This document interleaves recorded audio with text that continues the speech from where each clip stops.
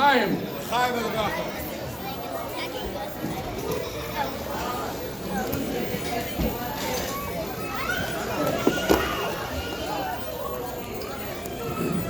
С праздником Пурим всем.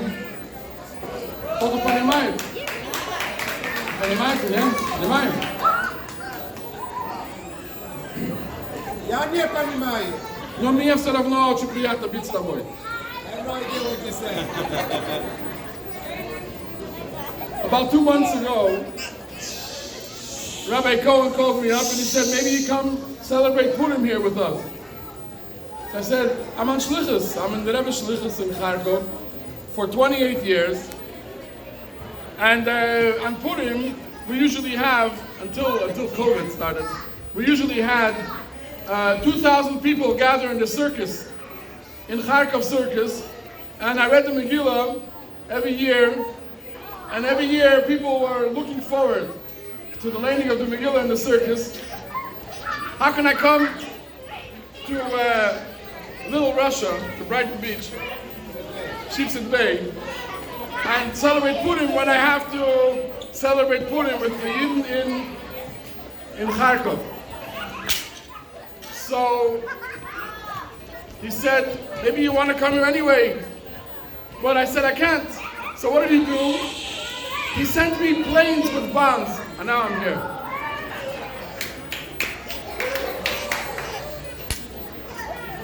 We were sitting 3 weeks ago, exactly today is Thursday.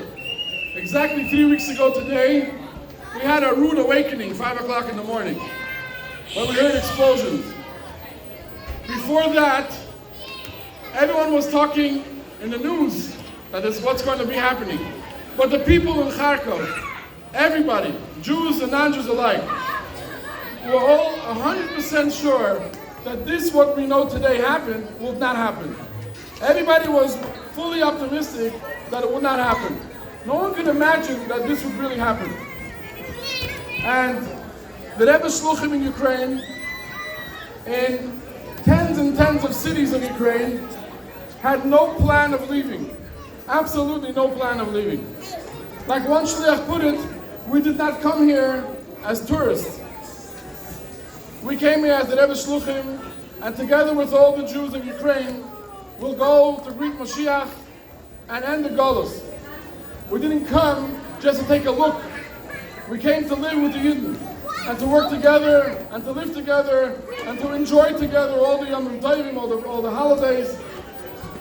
So we had no intention whatsoever to leave. Nobody told anybody else, don't leave, do leave. Everybody had the same idea. Now this is where we're supposed to be. 3 weeks ago on Thursday, when the bomb started to explode, it was on the outskirts of Kharkov and on the outskirts of all the different cities in Ukraine. Thursday and Friday and Shabbos, we were going to shul. We heard the explosions from far, but we were going to shul.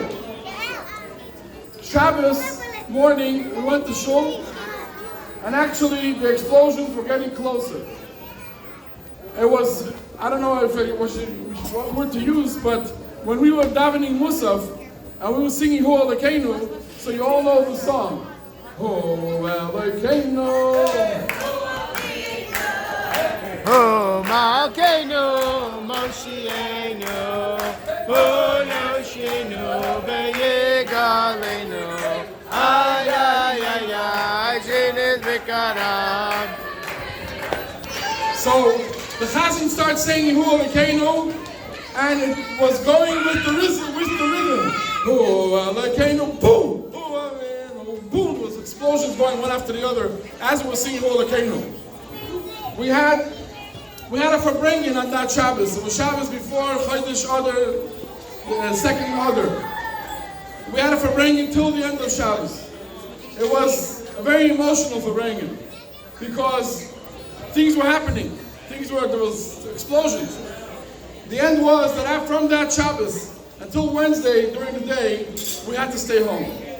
And we were supposed to be in a hallway because there's no windows there. And actually, every day the bombs were getting closer. And it was shelling and bombing just regular buildings, not only army buildings, not only police, not only government. They started to bomb any buildings. And there was a bomb Wednesday morning that blew up a block away from me. And it felt like my whole house was shaking. And one of my kids said, "It hit our house, it hit our house." We're sitting with 5 little children. We had each a little suitcase just in case a fire breaks out. And we had to run. So we had a suitcase ready to run. And Wednesday by day, we made the decision that we have to go. We asked the other rabbis, and the decision was made that we need to go. We wrote in a letter to the Rebbe in the Igros Kodesh, and over there was a bracha from the Rebbe about Yud Beis Tammuz. Yud Beis Tammuz, the previous Rebbe, was released from jail in the Soviet Union, and he had great miracles. Miracles are higher than nature. So we took that whatever we're going to do, it's going to be higher than nature. And we started to encourage all the Jews that we knew that they should also leave. I want to tell you that till today, 3 weeks later, they're leaving every single day from Kharkov. And I want to tell you that they're leaving on Shabbos too because it's dangerous. And anybody who could come, there's a bus every single day, there's 2 buses leaving. And it's a risky business. And there are people leaving, and not everybody is ready to leave. Most people, they say, "How can I leave? I have a grandmother, I have a grandfather," and they're right. I have my apartment, I have my things, and it's very difficult for them to leave. But the end is that they have to leave, and they are leaving. On the other hand, there's those who are not leaving, and we're in touch with them on a daily basis. I have my students that I teach.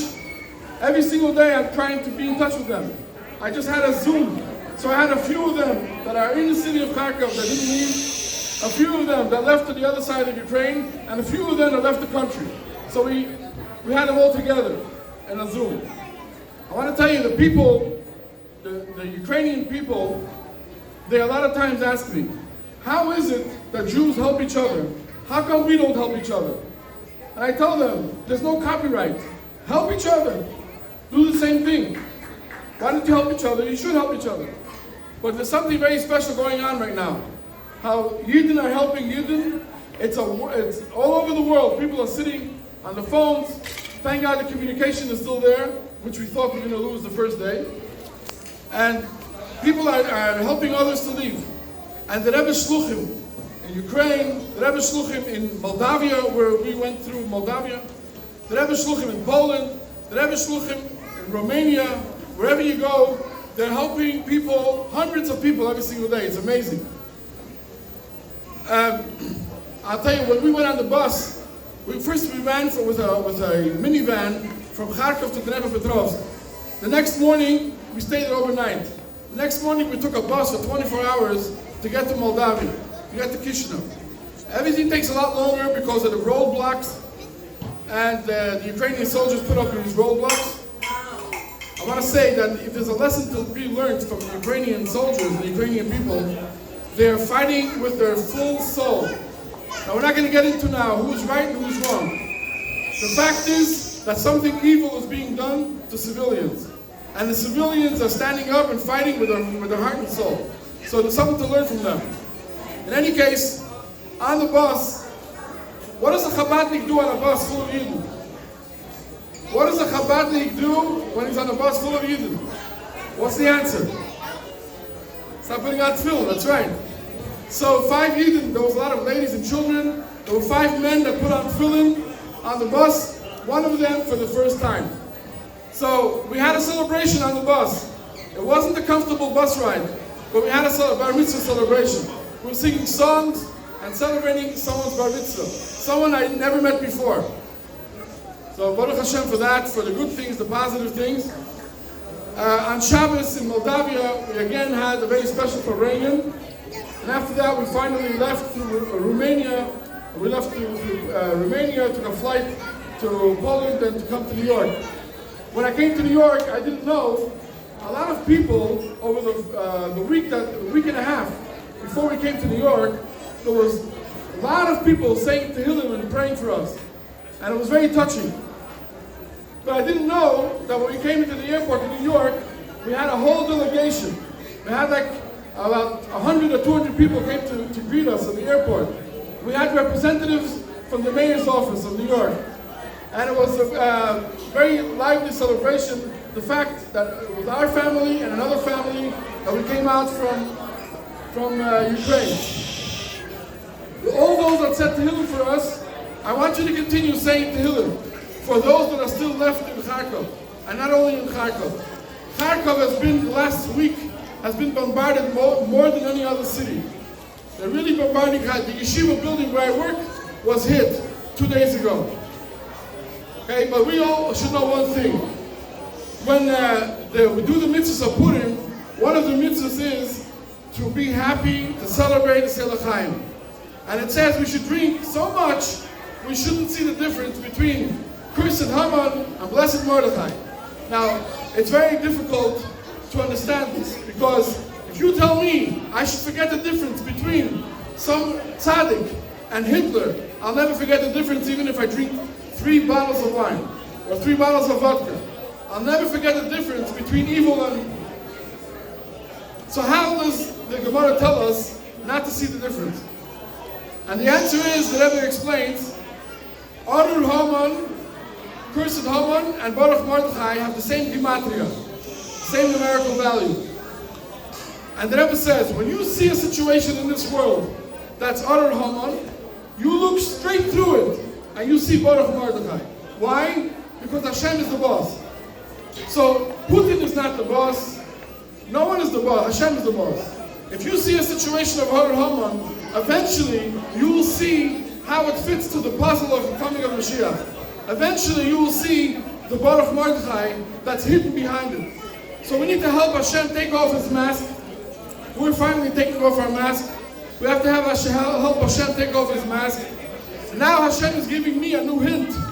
He's telling us that I am homeless. Without Yerushalayim, without the Beis Hamikdash, I'm homeless. So now he's giving us a hint. A lot of people are now homeless. They left their homes, they left everything they had, but we have to know that the one who needs the most to be helped of not being homeless is Hashem. Okay, so that's why we ask for Mashiach now. All the little material things can be replaced. But thank God we're alive. Thank God that we're waiting for Mashiach, and that's going to happen right away. Bezrat Hashem. I want to wish everybody a happy Purim. And take Purim for the whole year.